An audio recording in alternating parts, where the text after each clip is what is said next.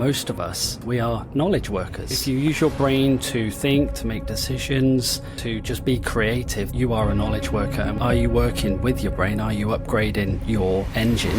Are you fueling it, and are you training it? As a component of readiness, knowledge is something that we are not only investing in, but that we can over-invest, overload ourselves with. What does knowledge look like, and how are you approaching this whole concept of knowledge?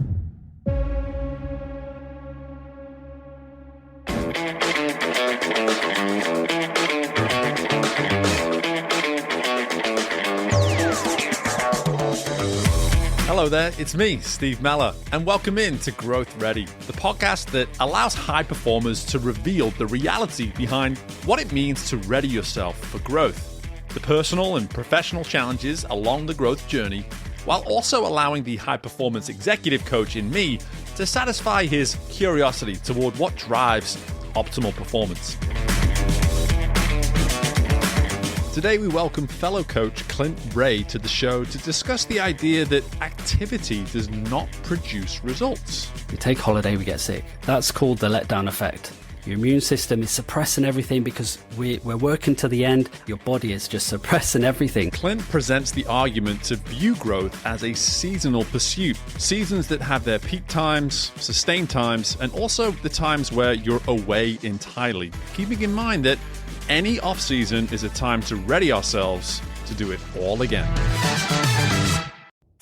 Hey guys, as we get started here with the episode, I want to just take 1 minute of your time to make a request for you to subscribe and rate the show. For our show to be easily discovered by other potential listeners, we need our current listeners, that's you, to take the time to not only subscribe, but to also rate the show. Whether you're listening to us on Apple Podcasts, on Spotify, whatever platform of choice, there are typically ways to be rating the show. So go ahead and click something like that 5th star and be sure to take that additional time to leave a comment or two about why it is you enjoyed listening to the Growth Ready podcast.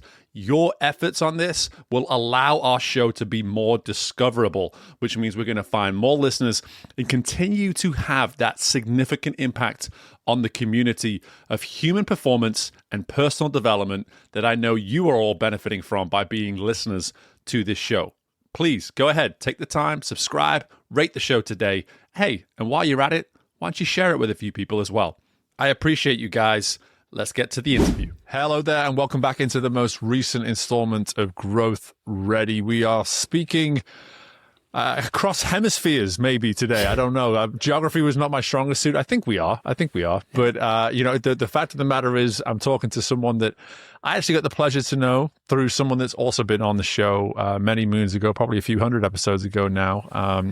But I'm delighted to welcome in Clint Rahe to the show today to talk about conceptually some ideas that I know everyone listening is going to really appreciate. But Clint, we cannot go any further without me asking you the question that I ask every single other person that joins us on the show. And Clint, what does it mean to you to be growth ready? Yeah, thanks, Steve. Look, to be growth ready, for me, it really comes down to one simple realization, is that most of us, all of your listeners, everyone that works in an office, we are knowledge workers. And you know, if you use your brain to think, to make decisions, to delegate, to just be creative, then that's it. You are a knowledge worker, and we need to start working with that engine. I think when people try and grow, they're using an outdated system, and when we try to learn and we try to grow and assimilate more knowledge, our systems are overloaded. So our brains haven't got the capacity to actually learn because we are overloaded. So for me, it's around, are you working with your brain? Are you upgrading your engine? Are you fueling it? And are you training it like an athlete trains their body for peak performance? All right. So we're looking at knowledge as a component of growth, as a component of readiness. And we're trying to get folks to understand this idea that knowledge is something that we are not only investing in, but that we can almost over-invest. We can overload ourselves with, much like that of an engine. So an engine needs to be fueled, but it can be fueled to capacity. So let's start there. Let's start with this entire concept that you're throwing at us here, Clint, with this idea of just knowledge. So what does knowledge look like, and how are you approaching this whole concept of knowledge? Yeah, so for me, it is about your brain. So your knowledge is your brain. So how are we using our brain day in, day out to sustain performance? And if you think about the current workplace at the moment, we are on back-to-back meetings. We don't have any rest or recovery scheduled in. We're trying to cram then training on top of everything that we're doing, and our brains are at capacity. And when your brain's at capacity, it's leading to burnout, it's leading to stress, poor habits, poor choices, because we just haven't got the willpower or the brain power to say no, because our brains are trying to conserve energy, right? Sustaining performance.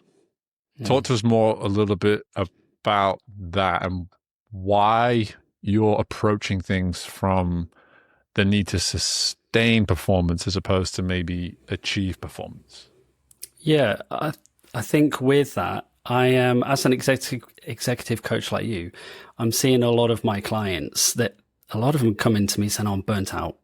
I'm absolutely exhausted. And these are the people, they're in their 50s, late 40s, they're C-suite. That's when you should be at your peak performance, your ability to make the best quality decisions at the right time. And they're burnt out. They've got no energy.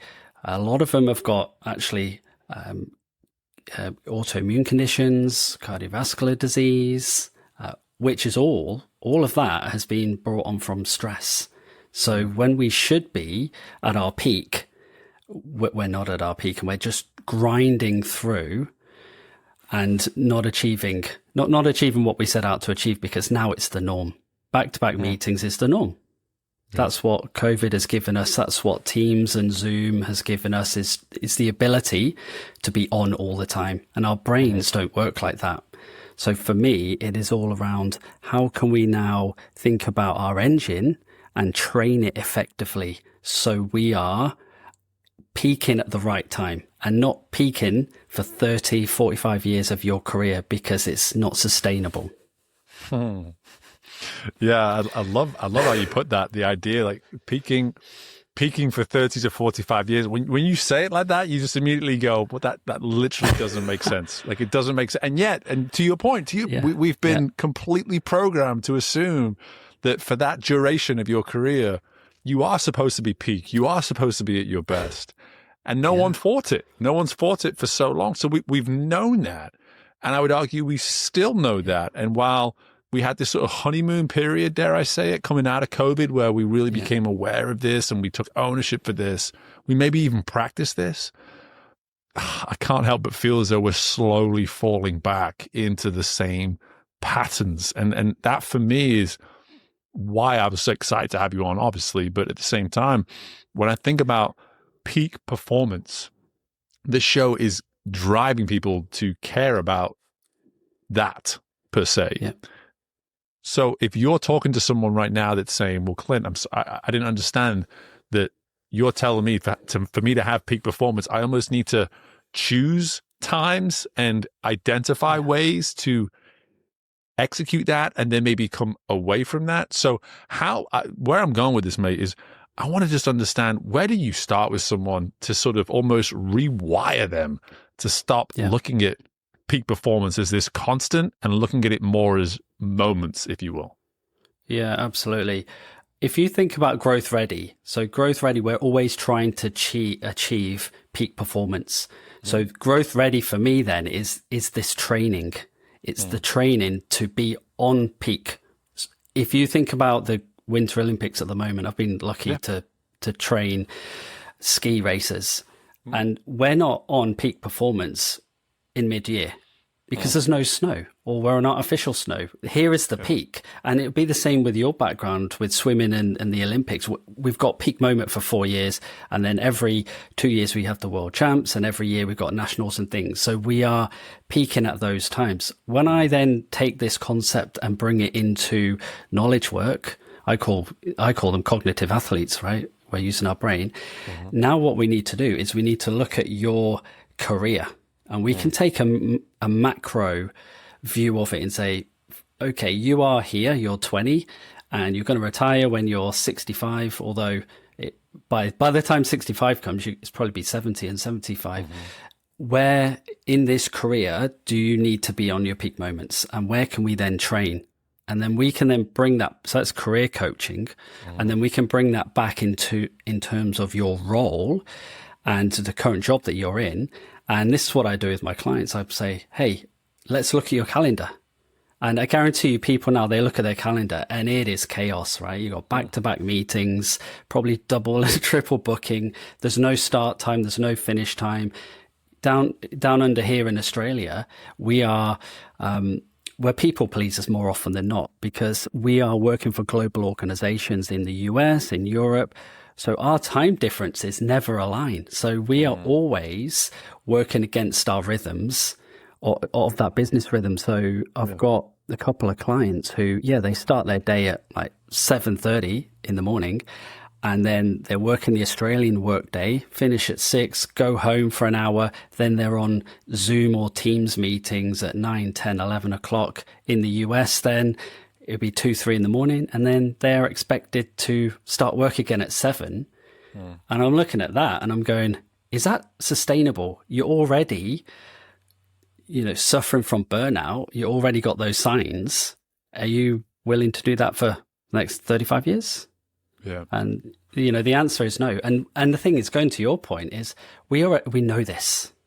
So I'm bringing this information. I'm saying, I'm challenging people to go, we need to rethink the way that we currently do our work, because it is just not sustainable. Yeah. And there's so much, I run towards these kind of conversations with clients and folks that I meet in the corporate space when they push back and they say, this is how it has to be, Steve. It's how it has to be. And I'm just like, you've made that decision, and that's a belief. There is no rule book that states that is how it has to be. That is a story you tell. And if anything, it allows you to find greater comfort in explaining to either yourself, those closest to you, your team, your organization, that this is how I should operate. This is how we should operate.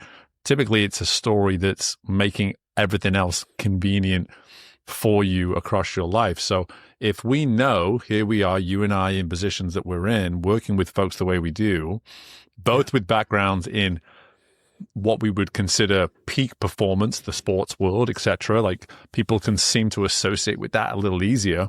Yeah. So we know that peak performance matters and that it is strategic and that we can actually plan it out. So help us now, Clint, understand as to how we start looking at things through this lens of sustaining performance as opposed to peak performance. So you've given us that idea now of, hey, look across the career. Hey, look across the year. However you want to do it. Identify where you want to peak. Now let's look the other way. How do we ensure we're sustaining ourselves in a way to set ourselves up for those moments where we may need to peak? Yeah, absolutely. It comes down to cognitive periodization. When we are athletes, or when we've been working with athletes, we have a periodization schedule in which your physical training load is spread out over your season. And this is the difference when it comes to sport and business. Sport, you have a season, whether it is soccer, whether it is athletics, rugby, NFL, it's just finished. Where is this season in business? There is no season in business. We need to then start sowing the seed and looking at this with our clients and with everyone out there, is to go, let's work in a 12-month block. And now let's apply the lens of cognitive periodization. So with cognitive periodization, it is spreading the cognitive load, which is your thinking, your recovery, your decision making, being creative, over the whole year. And no matter what industry that you're in, there are natural peaks and troughs within every industry. I always get a bit of pushback to say, no, we are on all the time. You mentioned it.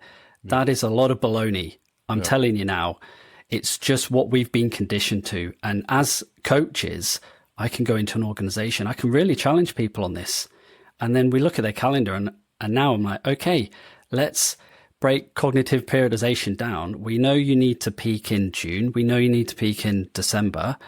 What do we, let's start filling in the gaps either side. And when we think about periodization, you've got conditioning phase, you've got your transition phase, you've got your performance phase, and then you've got recovery. For me, that recovery phase is so important that no one is taking. And that recovery isn't a 1 week holiday in Bali, right?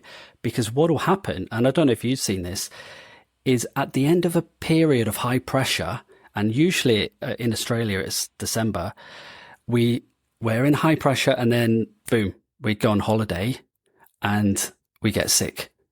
We take holiday, we get sick. That's called the letdown effect. And there's been a lot of research about that, where your immune system is suppressing everything because we're working to the end, and then suddenly it goes, oh, I'm taking a holiday. Whew. And that opens yourself up to all of these colds, flus. Saying that, those have probably been caught before, right? But your body is just suppressing everything. So that's not sustainable in that aspect. Yeah. Now, I then look at it and go, where are your recovery days? Or where are your recovery moments through the day? So or on a macro scale, you can look at a month, you can look at a year, we can even look at a week. And then we look at industry and sector. If you're a business owner, for example, and I've worked with a few, as a business owner, you're on all the time, or so you think. But and this is where I come from. That was me. And then I was working with a business owner, and me and him were saying, I'm like, what are we doing here? Yeah. Now I work in 10-week sprints now, because that aligns to the school terms. And I find for me now, I am switched on. I know I've got 10 weeks of a sprint.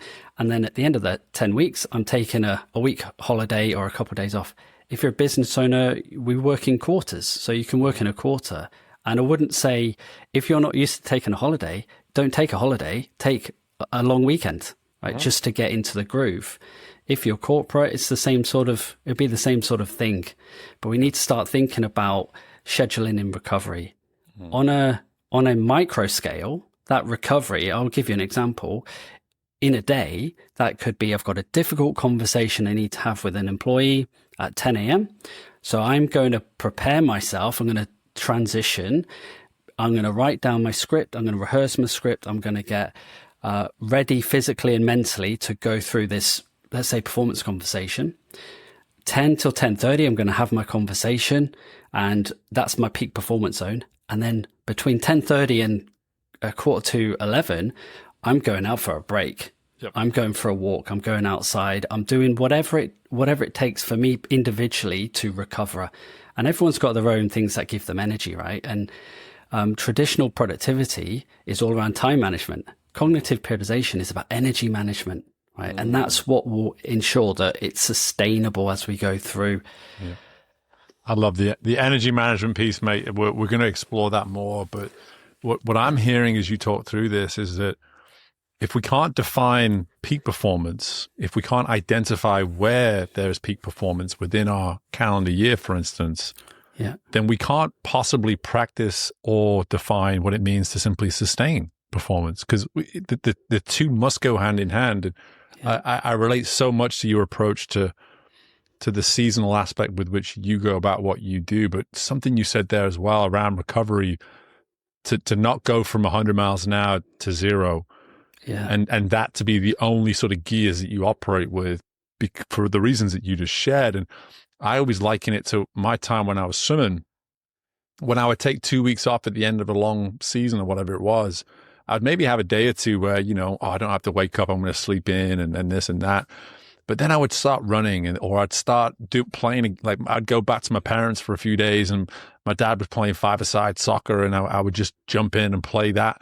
I would still use my body, but I would take myself out of the familiar way in which I would use my body. So it was my way of telling my body, like, we're not just switching off. We're not just completely disconnecting from the idea that you are still an athlete, but we are removing you from the stakes. We're removing you from the container and the pressure that you typically operate in. And then I would go back, and lo and behold, teammates would have done nothing for 2 weeks.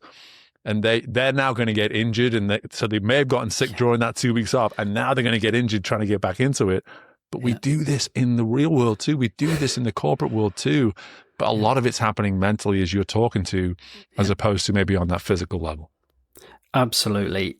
And I see it. And guess what? Your body, this is really important. Your body keeps the score. Mm-hmm.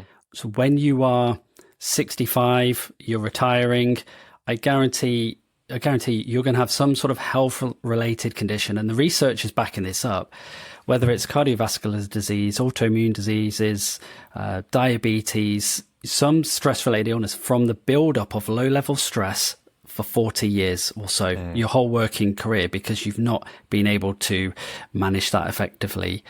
And that's when you should be in your heyday, right? You've got grandkids, or you're sort of, hey, and you're exhausted. And I've done more research on this because I just have these conversations with some of my clients, and they're like, so why'd you mention cardiovascular disease, for example, or celiac or something? I'm like, well, that's what the statistics are saying around managing your stress levels. Oh, yeah. I've got that. I'm like, okay, well, let's have a conversation around it. So let's look at the longer term game here rather than the short term ism that work is at the moment. Mm-hmm. And I think, like you said, that the breaks don't need to be long. What you're talking about there is that active recovery, isn't it? Yeah. So you're still turning your body over. We can still do that. I'm not saying, right, we need a 2-week window where we're shutting down completely. No way. But if you take back to that difficult conversations example, and that's a real example, is where, yes, we're going to switch off. We're going to go out for a walk. There's loads of research that says going out in nature, being around the trees is really good. The body, it's getting rid of all the cortisol, right, by actively moving and taking a walk rather than going on a next Teams meeting and your brain is storing up all of the cortisol effectively. And what happens is, I'm going to geek you out now. What happens is when you've got a lot of build up of cortisol, you've got brain fog a lot of the time. You can't make effective decisions when you need to make effective decisions. And if I go to some of my Australian colleagues, if you've done a whole work day and then you're on Teams calls late at night and you're at 2 a.m, you're on the line with America, with head office, they want you to make a decision, Yeah, good luck with that. Good luck with that, yeah. And you're going to be zoned out. Right. There's a lot of research around, like, Microsoft's Human Factors Lab, for example, put EEG skull caps on people and monitored their brain wave activity and their stress levels. And they monitored 2 groups. One group, no breaks, all meetings, all day. And you can see the stress level spike in the graph. And when it come to like the end of the 3rd meeting, stress levels are at their highest.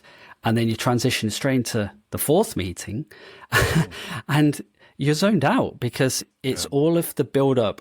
If you think about this, you've got unresolved actions from the previous meetings that are still on your mind. So you're not 100%. thinking about this. And then they contrast that to a group that took just a 5-minute break in between meetings. And it was chalk and cheese, honestly. The graphs, and you can Google this, the graphs were really high stress and down to nothing. But it's the transition. So now when you start the meeting 2, you're calm, composed, in control. Same with meeting 3 to meeting 4, you're the same sort of thing. So it's taking that 5-minute micro break in between meetings because we know if you're back to back, you need a toilet, you get hungry, right? Your focus goes, you've got all these text messages and you're just not concentrating. So sorry, I know there's a lot. There's a lot. No, it's great. And it's great. And this is where I really want to build upon all this now, mate, is that it's like so much of what you've shared so far, is it, You've said it already. I think I may have alluded to it as well. It's like, it's all stuff that we know. And I want to shift into how do we own it now? Like, because again, I have no doubt so much of what we've just explained a month or so ago when we turned the new year, people were just like, all right, this is the year, New Year's resolution. I'm taking 5 minutes between every single meeting or whatever it is. And that lasted a day or whatever it was. And so there's all this information that you've alluded to that we know. Help us understand how we can own it. And what I mean by own it is like, how do you make it matter? How do you make it matter enough where we're actually going to see people start to take some steps, start to protect certain behaviors that will allow them to say, hey, you know what? This isn't just stuff that I know now. It's stuff that I'm actually practicing as well. Yeah. You need to really start with the human, right? Each individual person, and work out what their goals in life are. What's their self-worth? How do they achieve self-worth? And go in and even write, and I've done this activity a lot. Write a letter to yourself that you open when you're 65, saying how you would like to be and do and have, and what energy that you would like. We need to start relating this stuff to the practicalities of life. You can't out-hack evolution. There's no way to do that, right? And we need to make it really personal for the individual. There are loads of tools out there that we can assimilate this. You mentioned 5 minutes in between breaks. You can go onto your calendar, onto Microsoft or whatever you use, and you can schedule meetings instead of the default 30 to 25. And that gives you automatic. But then it's up to you to go, what matters most to me right now is I need to be present when I'm at home with my kids or my partner or my family. For me to be able to do that, I need a switch off time at 5:30. And then during the day, when I take 5-minute breaks in between meetings, it's a non-negotiable, because I need, my job requires me to make really good, high quality decisions. For me to do that, I need to have 25-minute meetings, and I need to then practice that. Otherwise, it doesn't mean anything to anybody, because we know this, but nothing's ever going to change. I think when people go to the doctor for the annual checkup, in the military is like every year. As an athlete, it'd be the same. It'd be the same start of the year, right? Start the season, Get your bloods done. Let's do a battery of testing. If people were to do that every year, they would then be able to build up this portfolio of their own body. And it's not just this longevity thing. It's you right now. And if we're to do that, that would give people meaning and purpose to be able to make the change. And it's not easy. We are conditioned to take the easiest route.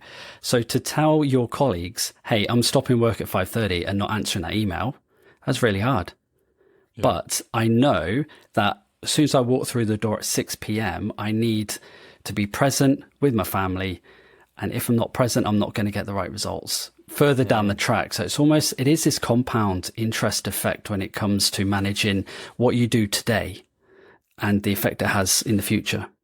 You said it there, right there at the end. You said, like, if I'm not present now, I'm not going to get the results that I want. And we all have to speak to the result. That's the peak performance that we're talking about. Like, we reference it so much, and that's why I love seeing this sort of in my mind, this process really come through with what you're saying, Clint. Is like, at the end of the day, when we get specific enough with what peak performance looks like and maybe some of the outcomes we want to see from it, we just keep reverse engineering from there. We just keep going further and further and back. And we just go, well, if that outcome is important to me, why? Why is it important to me? And I love where you took us there. Just like, it's not enough just to simply have a tangible outcome. That's what I'm hearing you say. Like, we have to be able to relate to it on a personal level for us to actually go to the extent of owning the particular piece of knowledge that we've acquired through a conversation like this, right? And that's how habits stick. Yeah. We got something invested in there. And if we haven't got anything invested, it doesn't matter. We'll just do our own thing. There's nothing wrong with saying, hey, I want to be a career CEO or a CFO or C-suite or business owner. I work with people who are really high functioning, and they've got loads of different things on at the same time.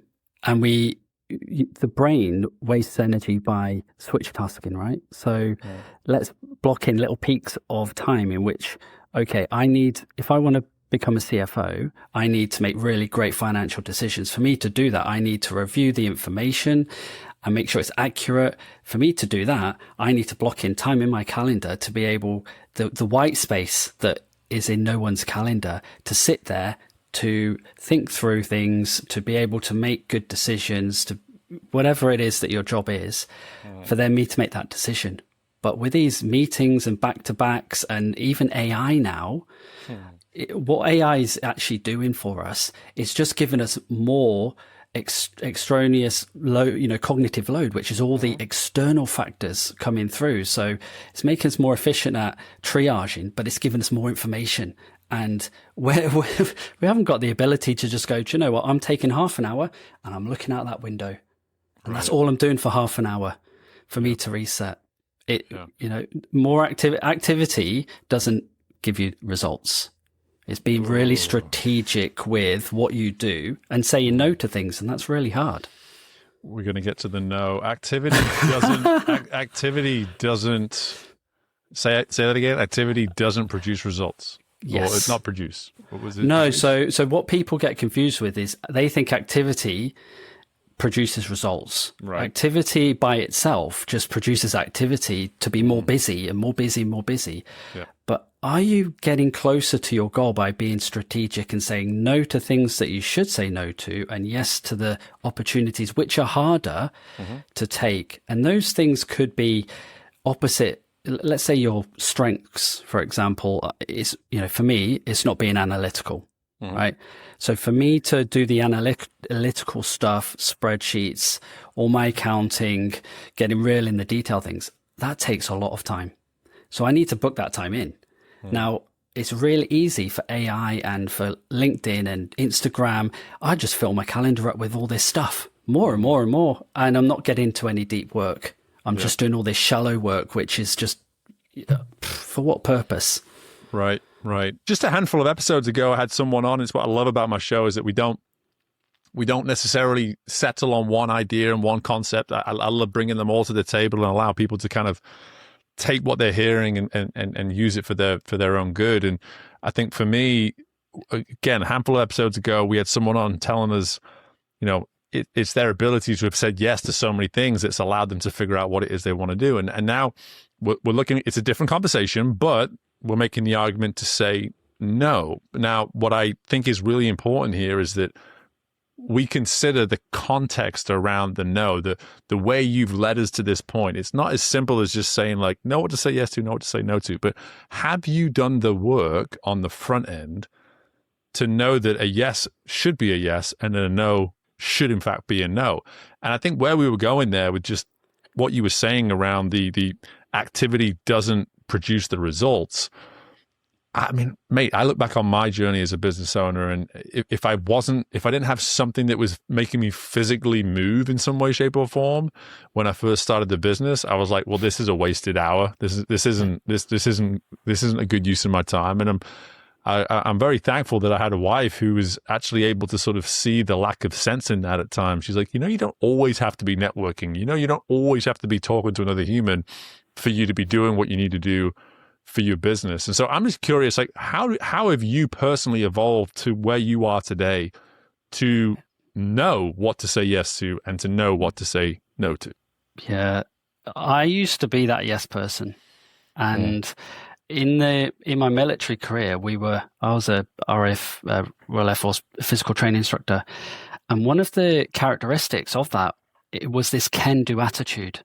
I want to volunteer, your hand goes up. I want to volunteer. So at a young age, it bred into me. Volunteer, I'll do it. And as I've progressed through my career, I was that person when I transitioned out into civilian life, and that got me to a certain level. And this is where the knowledge work then kicks in to go, actually, now I'm leading people. I've got a business.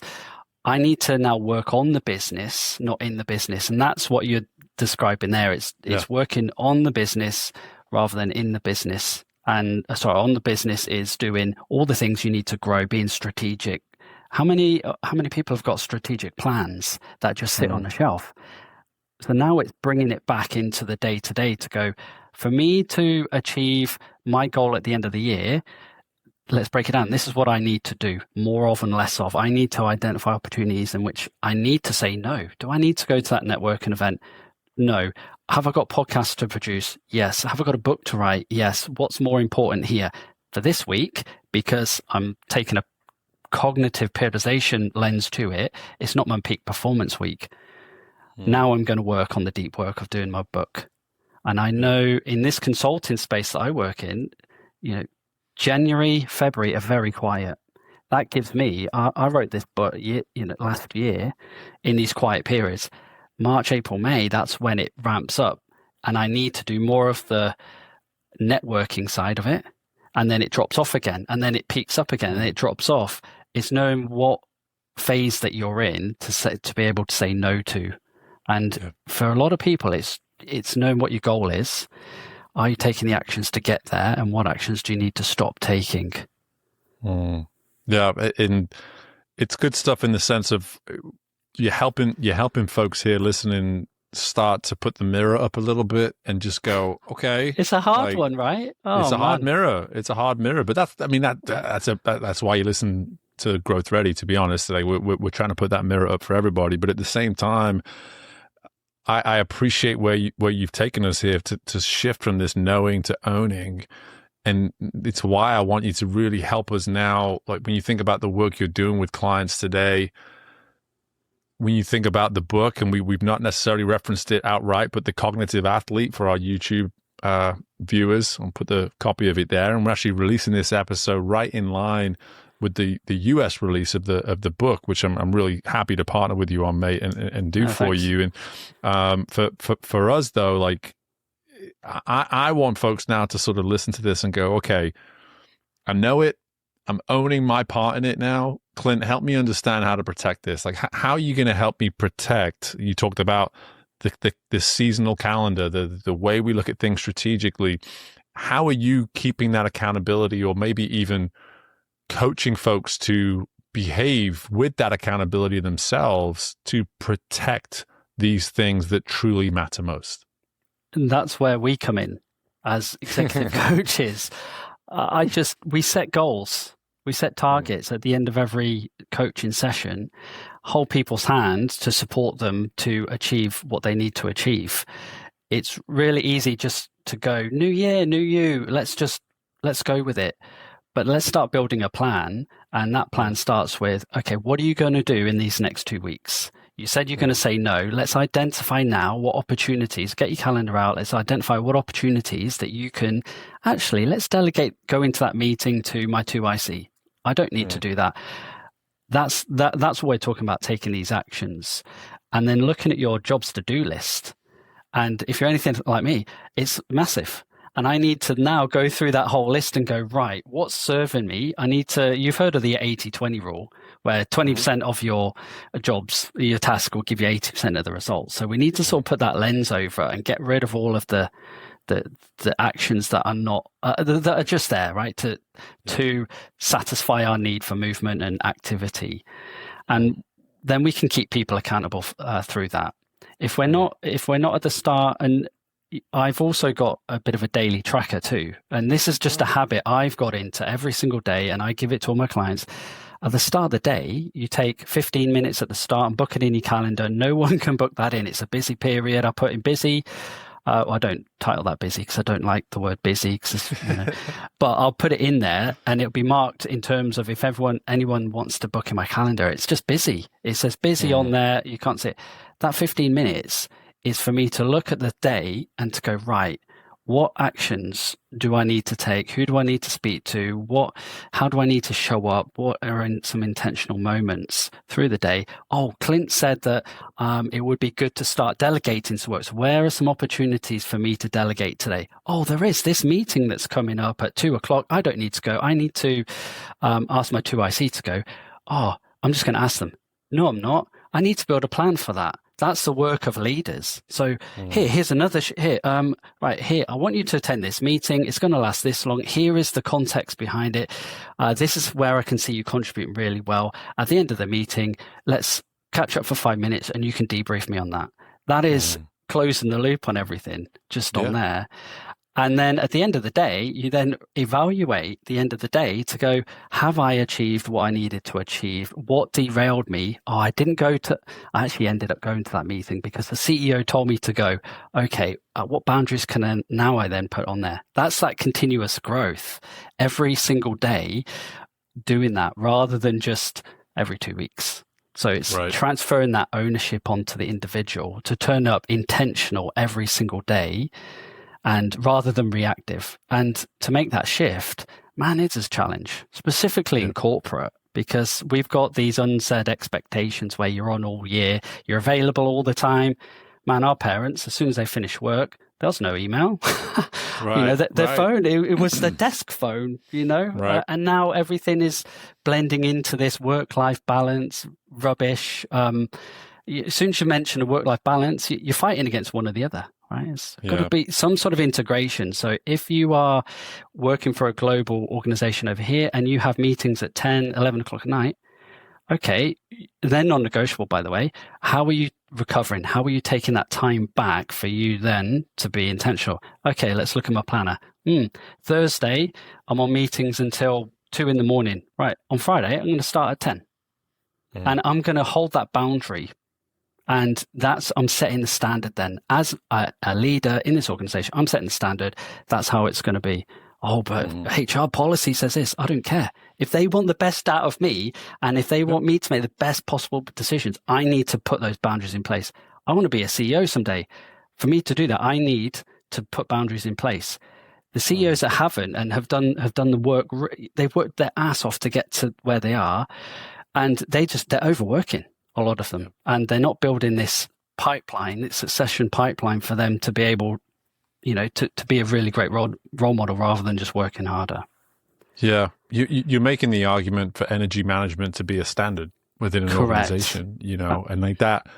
I mean, we can both say it, very easily said, very difficult to execute, but it starts, so much of what you're saying here as I start to bring us to a close, it's like, in my mind, it's like, okay, if energy management becomes a standard within your organization, what does every single person that touches the outcome, let's say, within this organization, which I might argue is everyone, what does everyone in this organization want to do with their energy? What would be ideal for them? Well, how could they possibly be of optimal use through their energy? Where do they see themselves being of most value if you were to consider them applying their full energy or applying themselves in areas at times of the year, when we're trying to peak? That those are the ways I start to think, okay, that's what's gonna change about our behaviors and the way we think within the organization when we set that standard of, okay, hey, turns out energy management is really important. I actually want us to show up to meetings in this type of headspace. I want us to actually apply ourselves to our work with this type of energy, etc.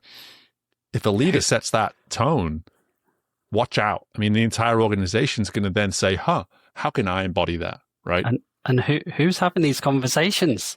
Or anyone, right. Is anybody that intentional as a leader to go, hey, this is how I want you to turn up? Oh, and I would say, no, absolutely not. Because we're just grinding through. We're not intentional because we're trying to catch up. When I look through people's calendars, where is lunch booked in? It isn't. And energy for me and for you is different to other people. I'm a high energy person. So when I come into meetings, I need to tone it down a little bit. For some people, it's just, I need the individual headspace to think about things. So I need to be able to step back. But even in a meeting, I did this years ago. The first 2 minutes, I think Amazon do this really well. The first, they have to write all these memos before the meeting to call the meeting. And then they spend the first 10, 15 minutes reading the memo and to get into the right headspace to make a decision rather than just jumping into it.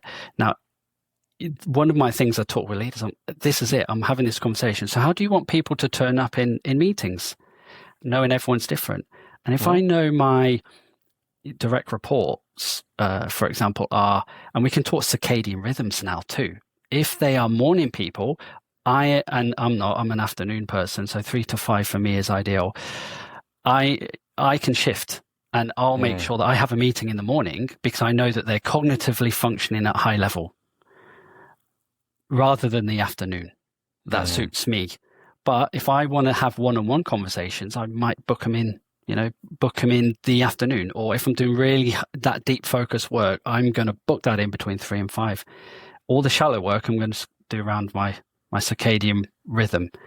And we work in 90 to 120 minute ultradian rhythm blocks or focus too throughout the whole day. So it's identifying those for people and working with it in terms of that whole energy management piece behind it.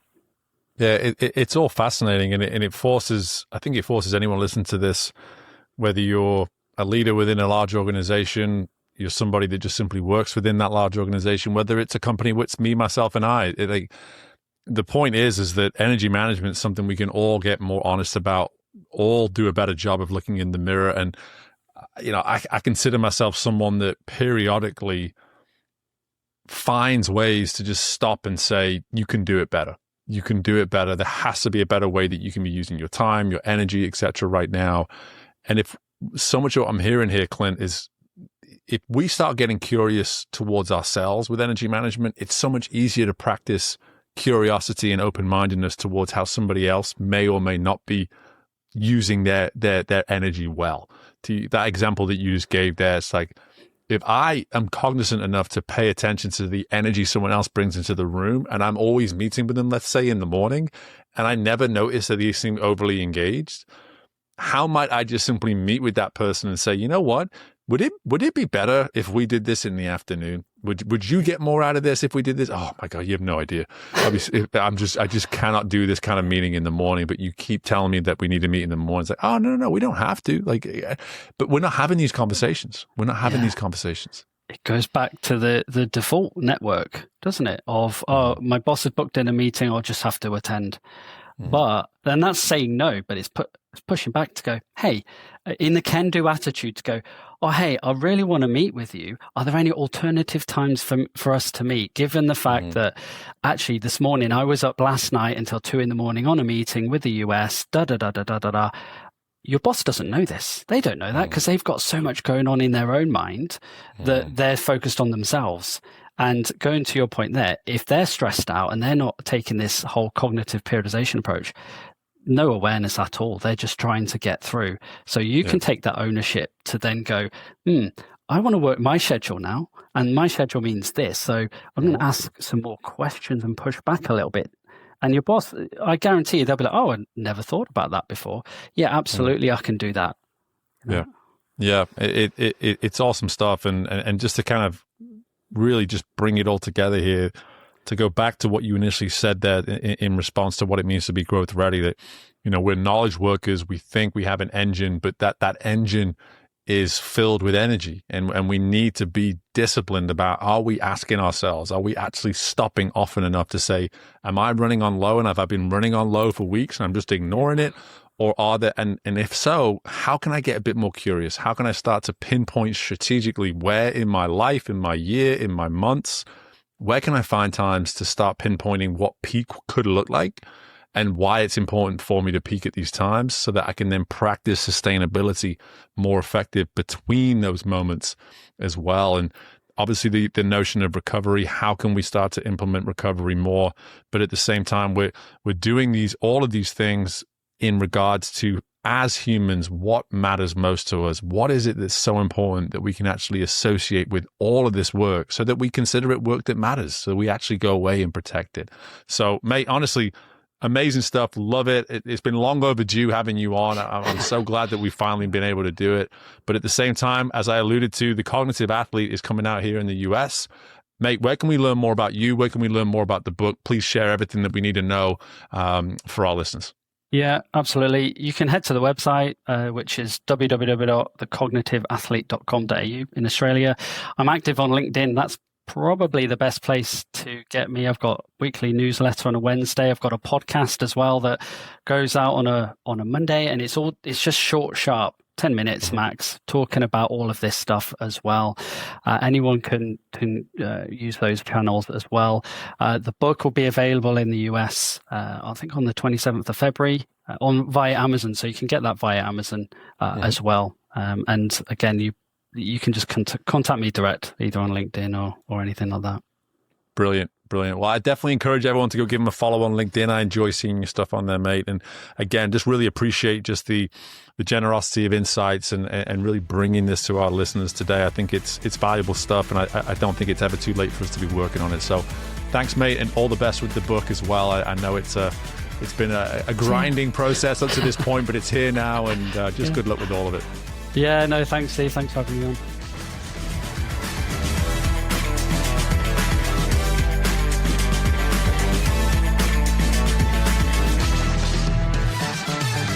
Thank you for tuning in to Growth Ready.